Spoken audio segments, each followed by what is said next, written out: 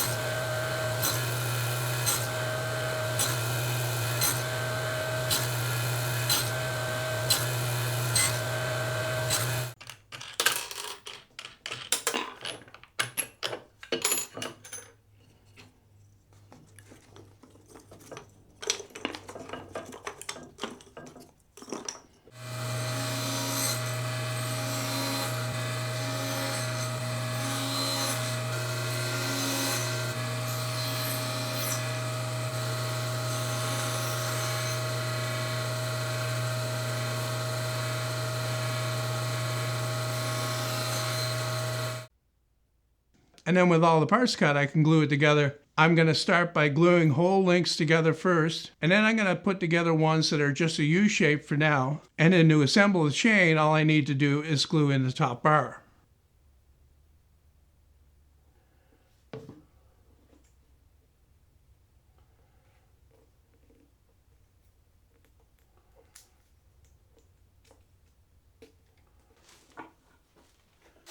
After the links were all glued together, I brought it over to the sander and sanded everything smooth.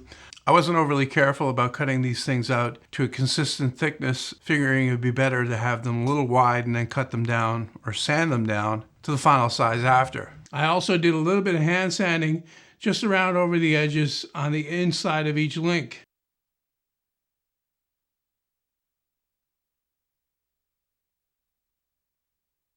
After I got it put together, I gave it a coat of linseed oil, more or less just so that the box joints themselves would show up a little bit better. It also gives the raw wood a little bit of protection. Well, I'm not sure what I'm going to do with this now that it's all done, but it does look pretty neat. I'm sure I'll find a use for it eventually. Well, anyway, as usual, I hope you enjoyed it, and thanks for watching.